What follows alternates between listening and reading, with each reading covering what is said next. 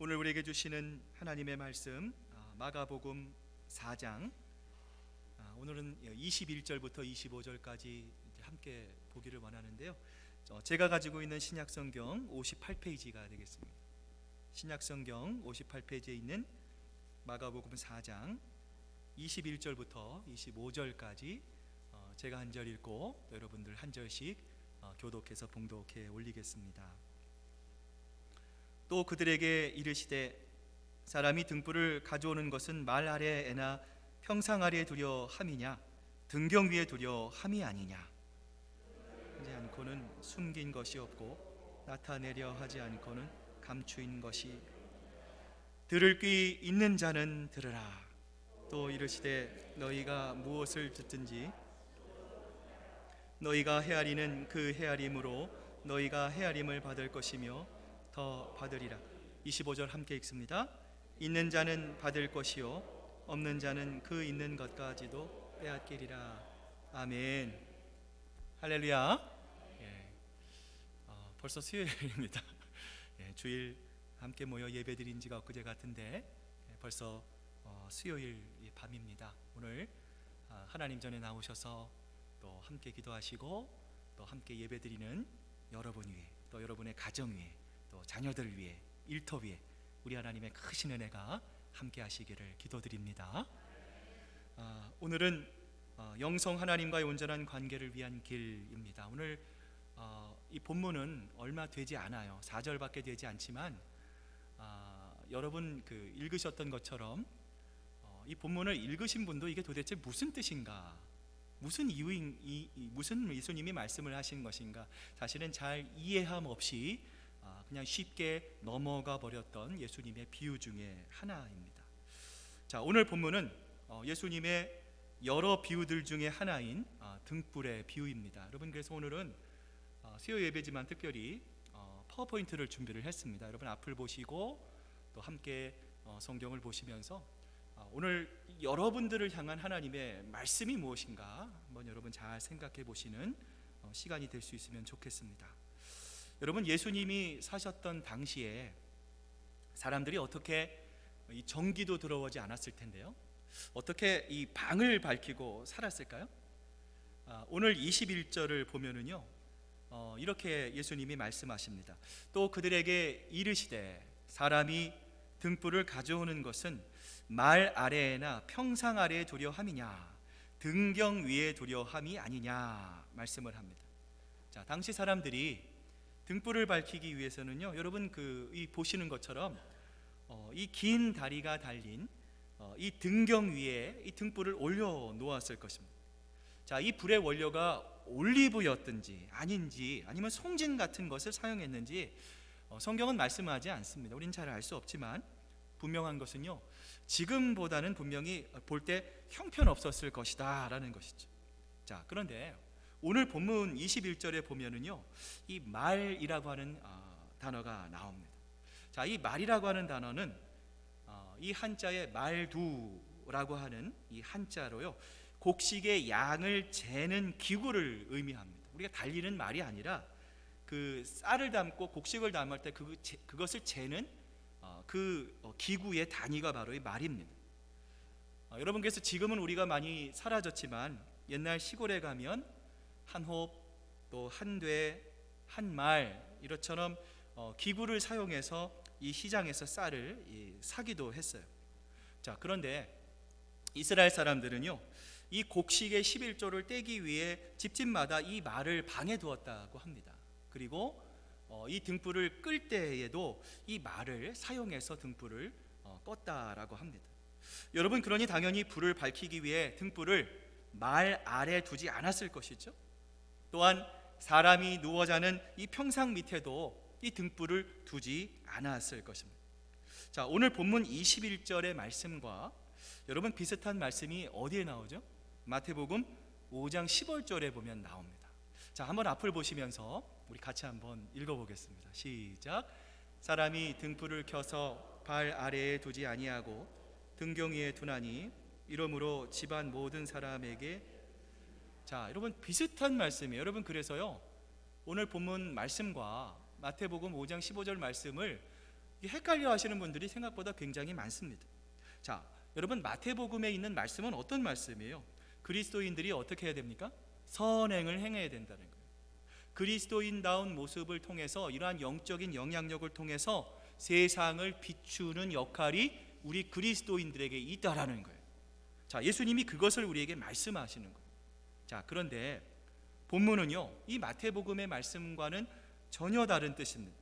자, 오늘 본문에서 예수님은요, 이렇게 말씀하시는 거예요. 사람이 등불을 가져오는 것은 말 아래에나 평상 아래에 두려 함이냐, 등경 위에 두지 않겠느냐.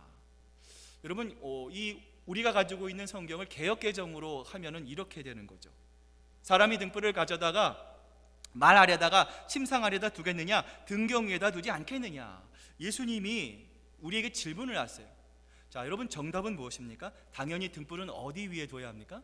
등경 위에 둬야 합니다. 자, 그런데 오늘 본문에 의하면은요, 이 등경 위에 둬야 할 등불이 감추어져 있다라고 성경이 우리에게 말씀을 하는 거예요. 자, 22절을 보시면은요, 드러내려 하지 않고 숨긴 것이 없고 나타내려 하지 않고는 감추인 것이 없느니라. 사실 우리가 가지고 있는 이 예전 성경, 이 개역 개정 성경으로 이렇게 사실 보면은요, 이 개역 개정이 됐지만 여전히 잘 이해가 되지 않는 성경 구절들, 내용들이 많이 있습니다. 자, 이 마가복음 4장 22절을 여러분 새 번역으로 번역을 한 성경을 보면은요, 이렇게 예수님이 말씀하시는 거예요. 숨겨둔 것이 드러나고 감추어둔 것은 나타나기 마련이다. 자, 예수님이 이렇게 말씀하시는 거예요. 자, 그런데 여러분이 예수님의 말씀처럼 무엇이 감추어져 있는지, 무엇이 드러나게 될 것이라고 예수님이 지금 말씀하시는 걸까요? 자, 이것을 잘 이해하기 위해서는요, 오늘 본문에 나타난 두 가지의 사실을 잘 관찰해야 됩니다. 자, 여러분 다시 한번 앞을 보시면서 오늘 본문 21절을 우리 한번 여러분 자세히 보시면서 같이 한번 읽어보겠습니다. 시작. 또 그들에게 이르시되 사람이 등불을 가져오는 것은 말 아래에나 평상 아래에 두려 함이냐, 등경 아래에 두려 함이 아니냐. 자, 두 가지를 우리가 이해해야 합니다. 자, 우리말의 성경을 보면은요, 잘 나타나 있지 않아요. 그런데 오늘 본문의 말씀을 성경의 원어인 헬라어로 보면은요, 자, 여러분, 등불이라고 하는 그 단어 앞에 정관사가 붙어 있어요. 여러분, 정관사가 붙으면 자, 그 등불이 뭐가 되죠? 등불이 아니라 그 등불이 되는 거죠.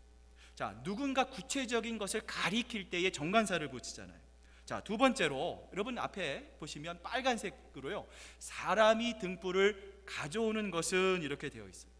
자, 이 말을 헬라어 원어로 보면은요, 가져오는 것이 아니라 오는 것으로 되어 있습니다. 여러분, 등불이 발이 달린 것도 아닌데 어떻게 올 수 있어요? 자, 그런데 분명한 것은요, 예수님께서 오늘 분명히 등불이 오고 있다고 말씀하셨어요.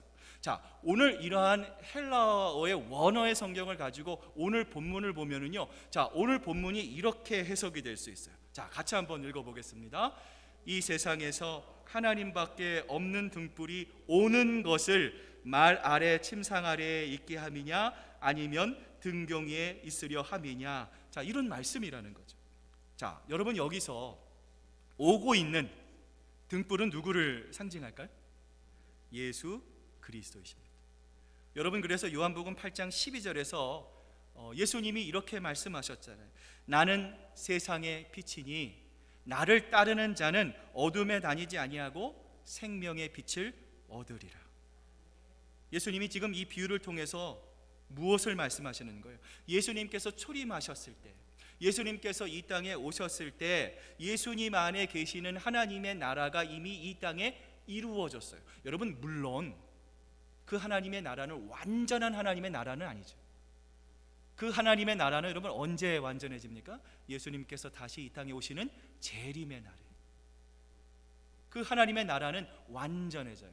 하지만 완전하진 않지만 하나님의 나라는 이미 이 땅에 이루어졌다라고 성경은 우리에게 분명히 말씀하시는 거예요. 그런데 여러분, 이상한 것이 있잖아요. 분명히 하나님의 나라가 이 땅에 이루어졌습니다.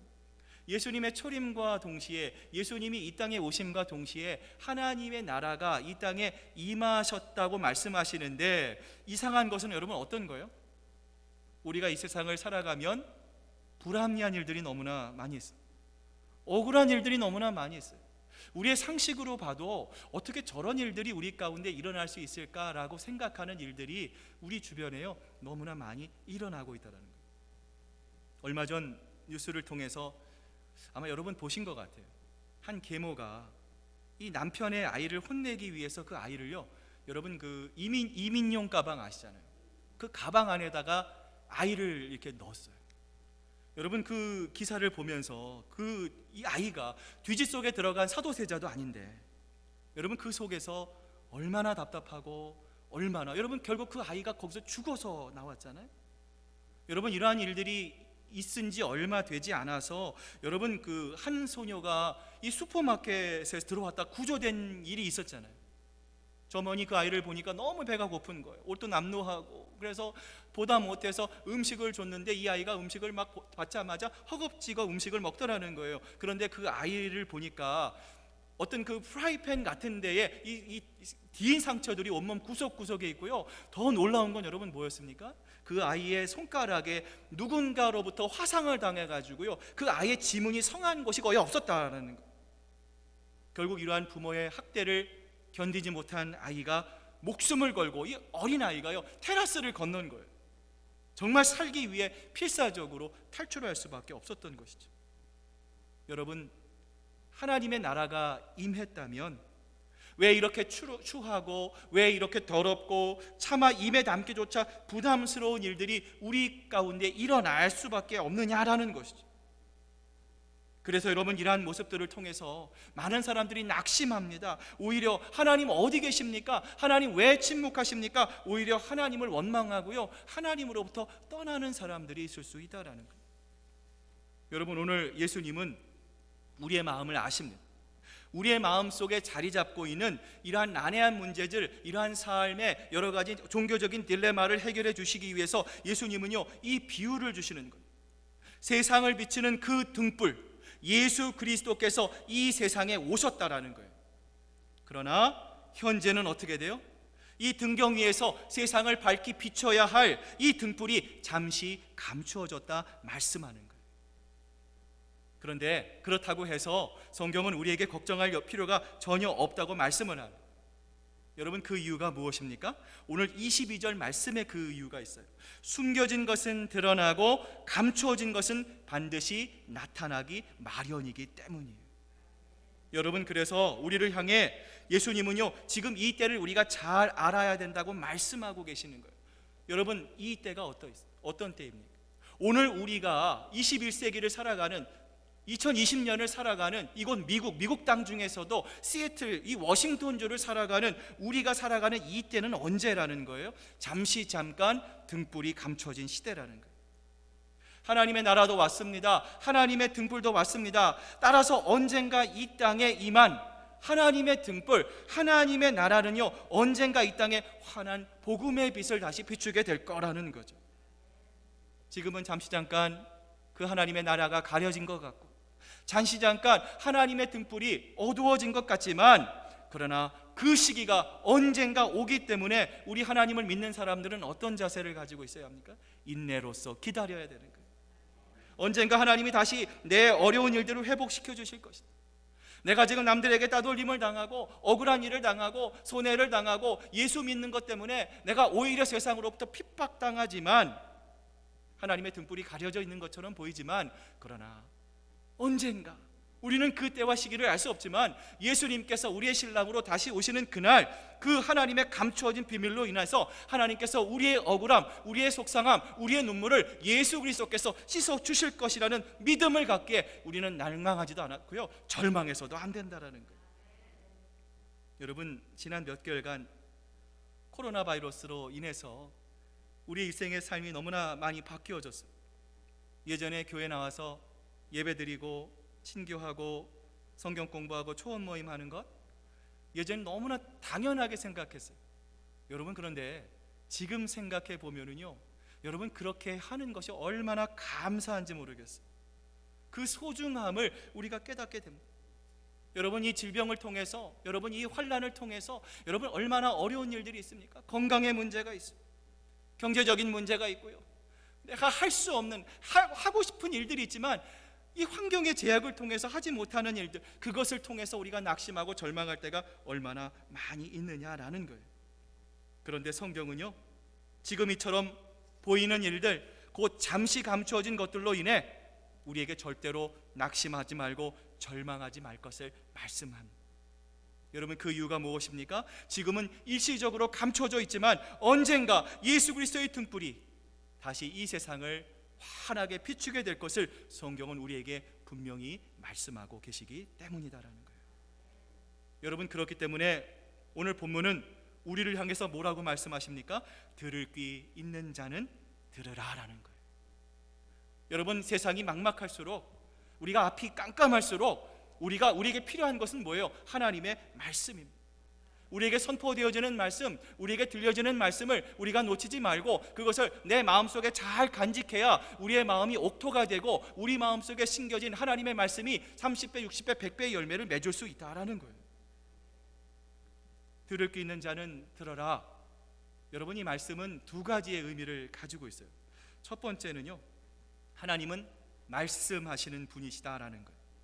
로마서 10장 17절을 보면 말씀은 들음에서 나며 들으면 그리스도의 말씀에서 난다 말씀하셨습니다. 여러분, 창세기를 보면 우리가 새벽 기도마다 창세기 말씀을 살펴보고 있지만 하나님이 무엇으로 이 세상을 창조하셨습니까? 말씀으로 창조하셨어요. 자, 그런데 하나님께서 말씀으로 창조하신 이 아름다운 세상, 이 완벽한 세상에서 아담과 하와는 살 수가 있었어요. 그런데 그들이 하나님의 명령을 어기고 죄를 졌어요. 그 죄의 삭시 사망이에요. 죽음이 그들에게 찾아왔어요. 자, 그러자 하나님은 본격적으로 구속의 사역을 이루시기 시작하십니다. 여러분, 성경을 보시면 하나님께서 끊임없이 우리 인간을 구원하시기 위해서요, 예언자들을 보냈어요. 내게 돌아오라, 너희가 회개하라, 그러면 내가 너희의 죄를 묻지 않겠다. 하나님은요, 끊임없이 그들이 죄를 회개하고 하나님께 돌아올 것을 하나님이 요청하셨어요. 또한 하나님은 사도를 통해서도 말씀하셨고요, 그리고 지금도 하나님이 세우신 목회자들을 통해서 하나님의 말씀을 대언하게 하심으로 지금도 하나님은요, 우리들 가운데 말씀하고 계십니다. 여러분이 많은 하나님의 말씀들 중에서 우리가 기억해야 될 하나님의 말씀은 누구시에요? 바로 예수 그리스도시라.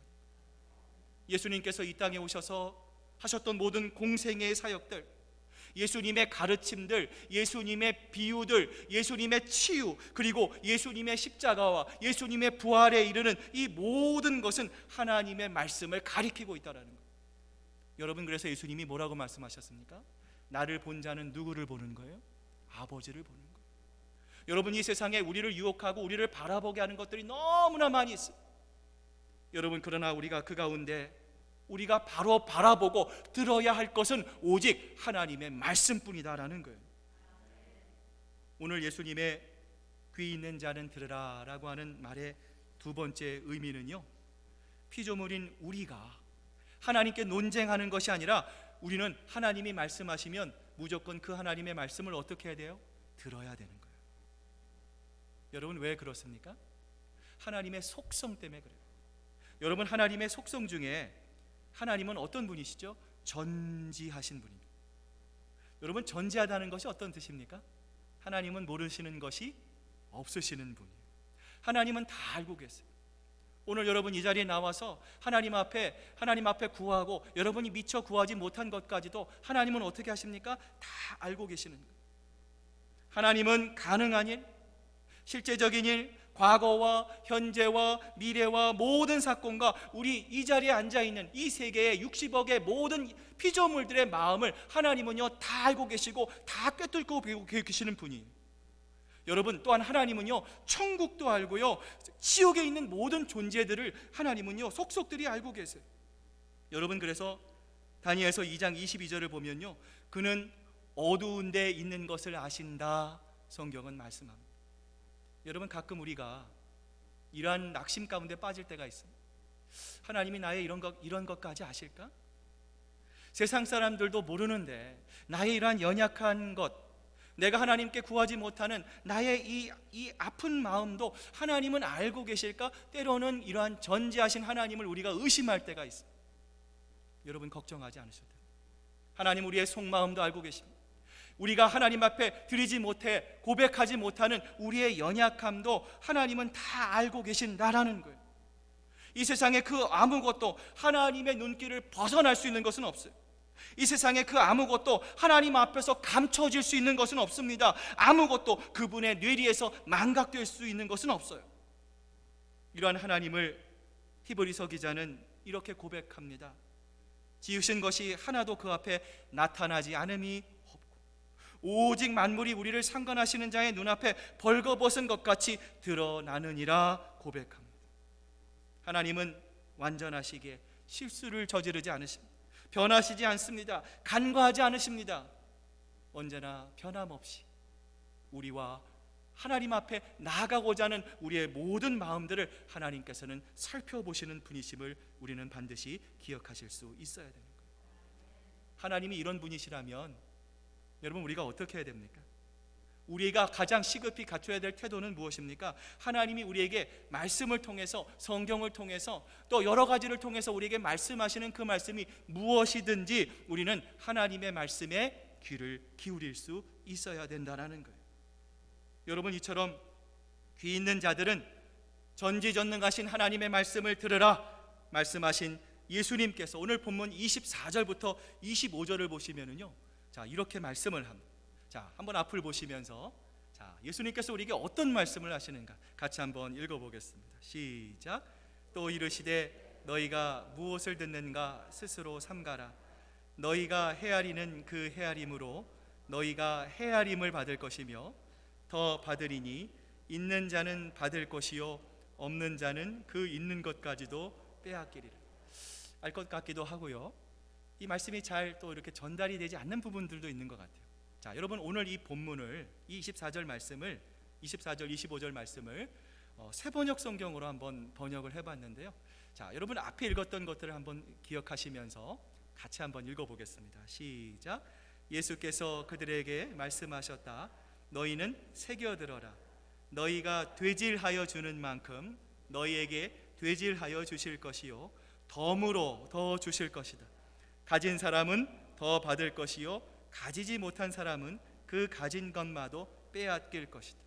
여러분 개역개정과 세번역 성경을 이렇게 보시면은요, 세번역이 개역개정보다 조금 더 긍정적인 마인드로 이 성경을 해석하고 있음을 여러분 발견할 수 있습니다.